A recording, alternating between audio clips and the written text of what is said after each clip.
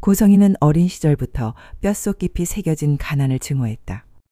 겨울밤 다 허물어진 단칸방의 벽을 울리던 아버지의 고함 소리.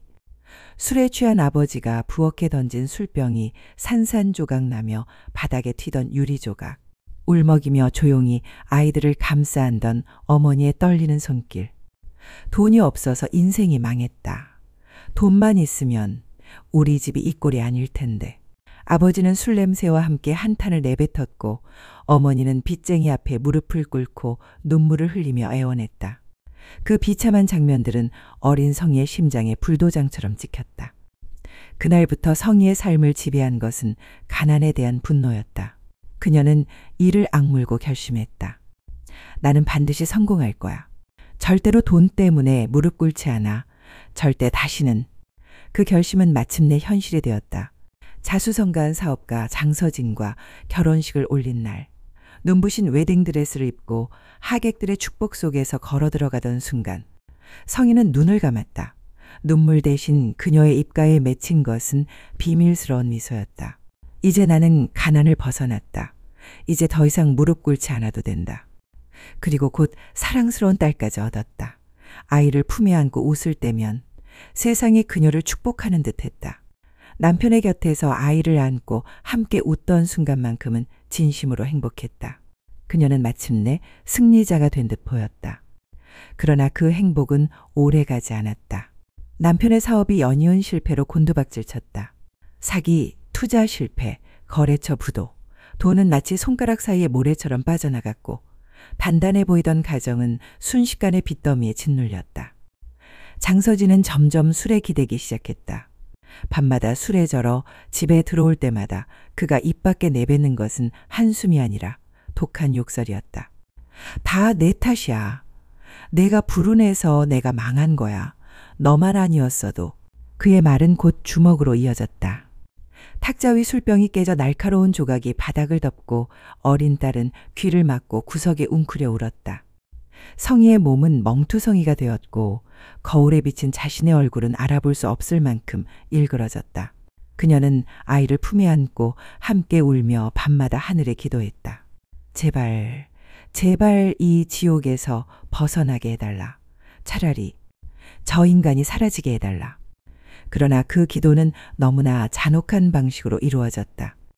억수같이 비가 쏟아지던 어느 날 밤, 술에 만취한 장서진은 비틀거리며 도로 위를 건넜다. 발이 미끄러지고 고지어들린 둔탁한 충격음, 그의 머리가 차갑고 젖은 아스팔트에 세게 부딪혔고 검붉은 피가 빗물과 섞여 하수구로 흘러내렸다.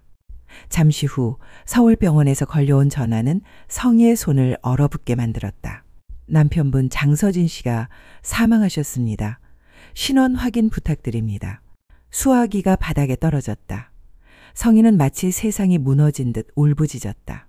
그러나 울음이 다 마르고 나자 그녀의 눈빛에는 오히려 차가운 빛이 스쳤다. 하늘이 내 기도를 들어주셨구나. 나에게 다시 기회를 주신 거야. 장례식장에서 조문객들 앞에서 울부짖는 그녀의 모습은 누구보다 진짜 같았다. 그러나 그 눈물 뒤에 감춰진 속마음은 냉정했다. 이번 생은 실패했지. 다음 생엔 성공해서 살아. 하지만 난 아직 끝나지 않았다. 이제 새로운 길을 걸을 거야.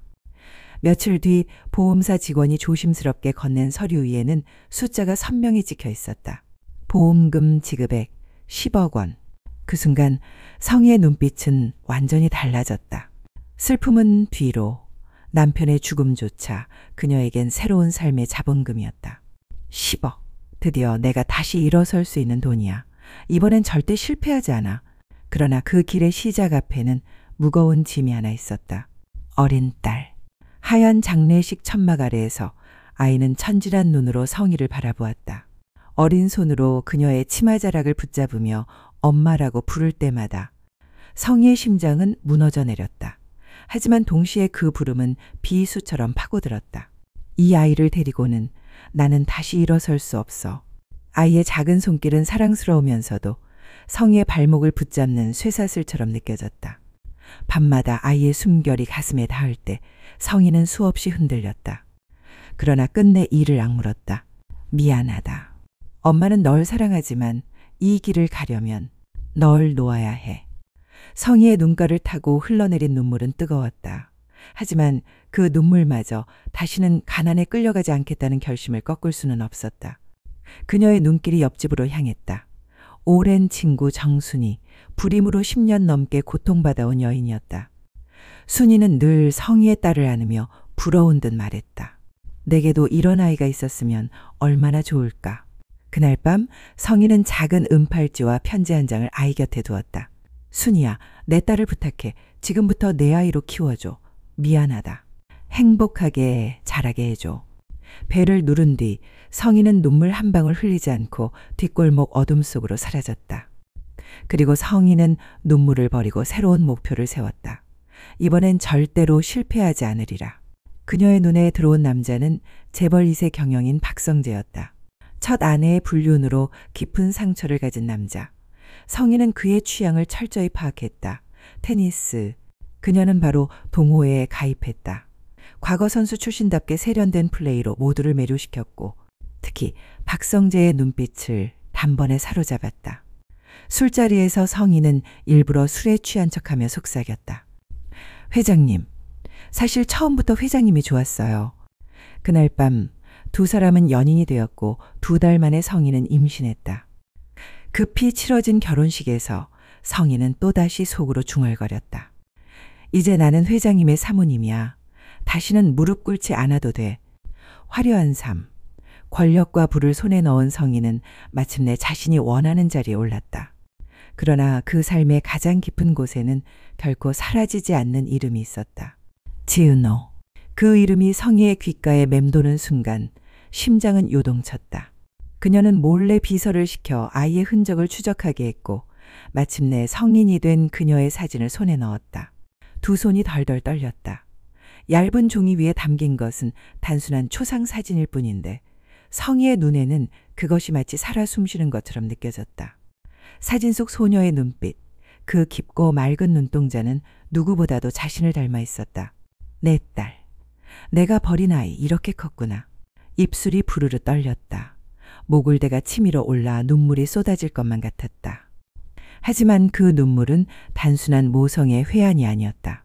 그녀의 가슴 속을 덮친 건 한순간의 기쁨, 이루지 못한 모성의 아픔, 그리고 지독한 두려움이었다. 혹시라도 이 모든 게 드러난다면? 성희는 머리를 감싸주었다.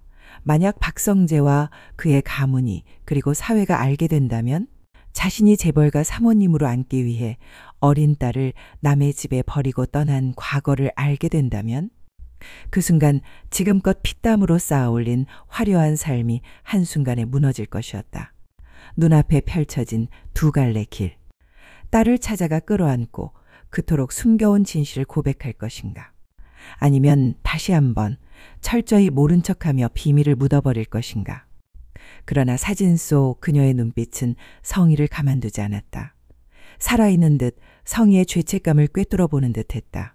가슴속 어딘가 깊은 곳에서 오랫동안 죽은 줄 알았던 모성애가 천천히 고개를 들었다. 그날 이후 성희는 결심했다. 하지만 그 결심은 결코 단순하지 않았다. 그녀는 조심스럽게 그러나 집요하게 지은호에게 다가가기 시작했다. 멀리서 지켜보는 것만으로는 만족할 수 없었다. 마치 잃어버린 심장을 되찾으려는 듯 조금씩 발걸음을 옮겼다. 화려한 미소 뒤에서 그녀의 마음은 매 순간 갈라지고 있었다. 내 딸을 다시 품고 싶다는 뜨거운 갈망과 비밀이 드러나면 끝장이다라는 차가운 공포. 두 감정이 끊임없이 충돌하며 성희의 심장을 두드렸다. 그녀는 웃었지만 그 웃음은 한없이 위태로웠다.